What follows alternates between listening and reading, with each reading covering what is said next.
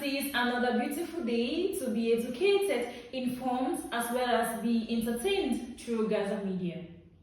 Today we have a lot on our plate and we wouldn't want to be left out. Please stay tuned as I will be back. Welcome back, viewers.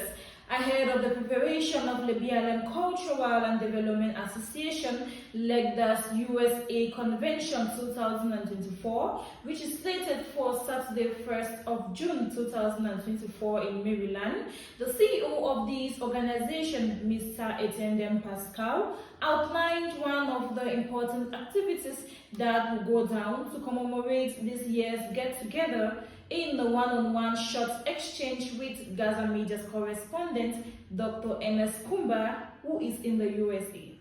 Let's have a look. Is there any reason why you are inviting all the former CEOs of LECDA USA?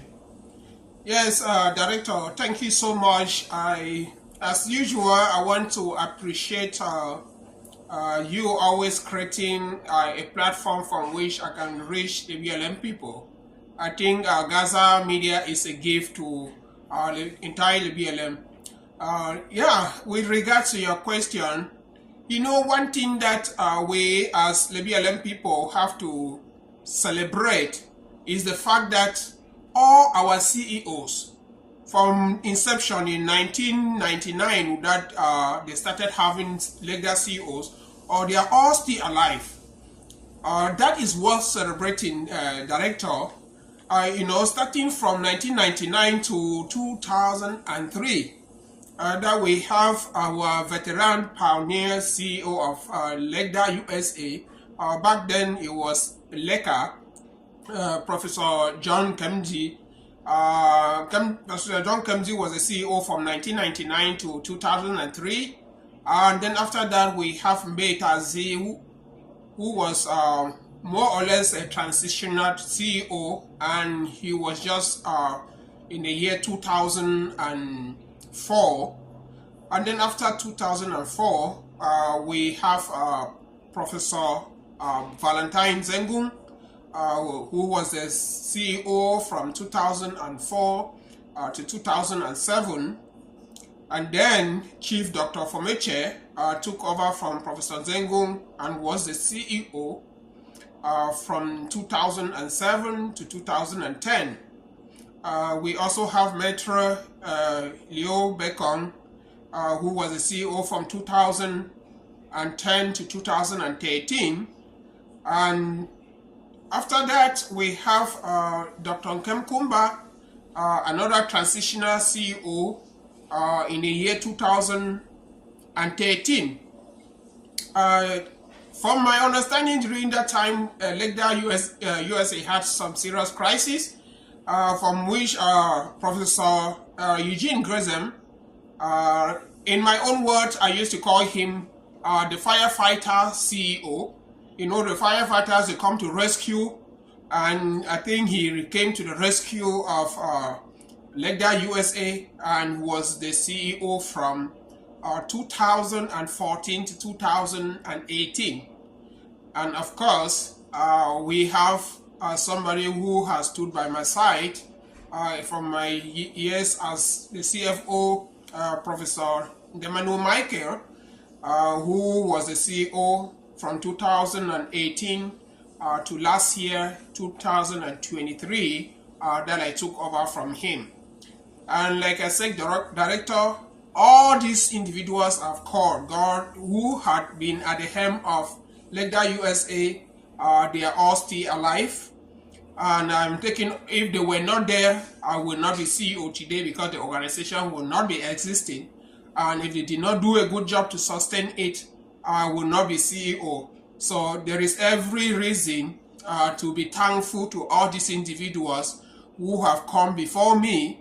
And the reason I've extended an invitation to all of them to come is just to start by showing appreciation to all my predecessors, who for some reason are all still alive. Yes, Mr. Etienne Pascal, the CEO of LECDA USA, I think that would be a wonderful process. I think we'll be looking forward to see all of them sit on the same table and maybe be like a kind of advisor to all the discussion that will be taking place on Saturday, June 1st, 2024.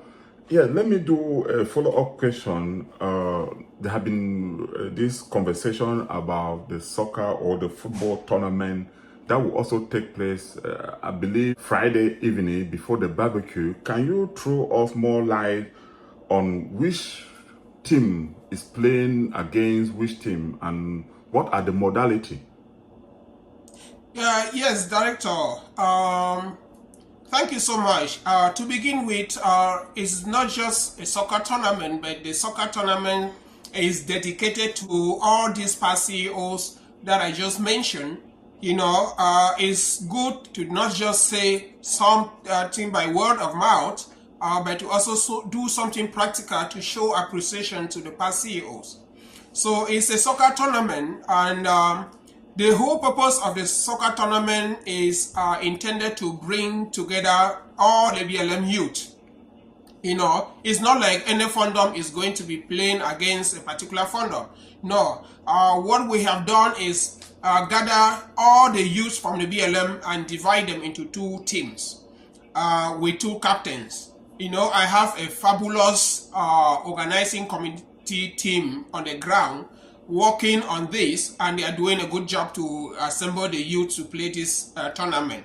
Again, the raison d'etre is to bring the BLM youth together to create an environment where there will be networking because the 2050 the BLM Paradise vision that we have, we cannot achieve that without the youth, and so we have to look for a way to incorporate the youth in our activities, especially the convention activities. So it's a tournament that we are inviting all the BLM sons and daughters to be part of it, and you don't have to be a player to join the team. You don't even have to be a male or female. You can just align yourself in any of the teams, and in the team you can be a fan club. You know what I mean? And cheer. It is intended to bring the ambiance. And the trophy, a very juicy prize in the trophy will be awarded to the winning team on the Saturday evening during the gala. And so it will be an opportunity for us not only to interact in the field, but to also have a glass of wine and dance together as a community, both the old and the youth. So I'm really hoping that this will pay off. Yeah, I know. I think, Mr. CEO, soccer or football is always a game of excitement, I believe, and I hope people will turn out on that Friday afternoon. That will be May 31st. Is on Friday for that kind of wonderful exercise to participate. I want to thank you so much for being with me this evening.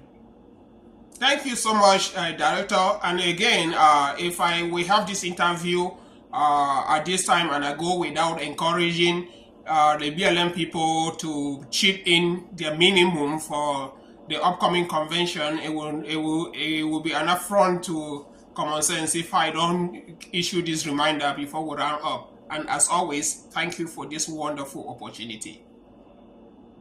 Okay, dear viewer, that was the CEO of LECDA USA, which is the BLM Culture and Development Organization, outlining some of the activities that will take place during this year convention 2024. Karin, over to you.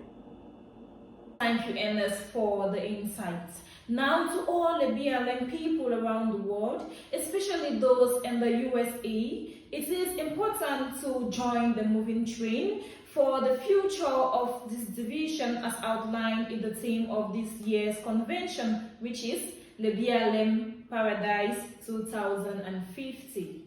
So stay tuned, viewers, as we will be bringing minute-by-minute updates concerning the activities of this organization.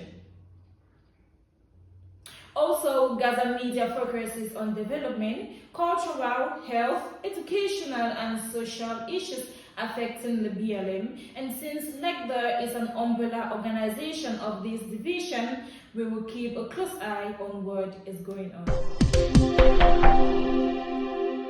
Moving on to the Thursday, the 9th of May 2024, Christians celebrate the service of worship, the ascension of Jesus into heaven 40 days after his resurrection. This day also doubles as a public holiday in many countries. Coming down to our grassroots community, let's take a look at how Christians of St. Ignatius Mission Station, Wunyamavio, celebrate the Feast of Ascension. The Feast of the Ascension, also known as the Solemnity of Christ, is celebrated on the 9th of May every year by Christians to remind themselves about Jesus' victory over death and his salvation of all those who believe in him and his exaltation. In St. Ignatius Catholic Church, the officiating priest enlightened the Christians on how Jesus ascended into heaven, body and soul, and was covered by the clouds until no human eye could see him. After Jesus, he don't die. If you roll for die, if you stay for this ground for 40 days, that 40 days, I don't catch today. Today, he ascended. He keep it there for Mount Olive. Apostles and bigger than them, with angels, he was ascended into heaven until the cloud cover ye where some man not see again. Interacting with Mami Mary, a member of the Catholic Women Association CWA, Christians celebrate this day because it marks Jesus' last day on earth after his resurrection, promising to send his followers an intercessor. My name is Mami Mary Nchong. We celebrate this day particularly. It's a very important day to us, the Christians, because we believe that after the Easter, Jesus was on earth again with us, with the apostles like us today. That after the 40 days, he was with us, preaching and advising us how to live and proclaim the gospel. Also, talking to Beltus, a Catholic Christian, this day signifies that Jesus went up to heaven body and soul, and his followers will also be exalted body and soul because Catholics believe in the resurrection of the body and not just the soul. Hello, happy Ascension. My name is Bebonchu Beltus. I think that what strikes me particularly about the Ascension, which I think is of critical significance, is that Jesus went up body and soul. And so it points that we also shall be lifted up or exalted body and soul. And so, well, as Catholics, we believe in the resurrection of the body. So it's not only the soul that is going to go back to God, but the body is going to go back to God and is going to be glorified and made immortal. Indeed, his ascension is for the good of all mankind. Thank you viewers for watching, and leave a like as you watch, comment and as well share.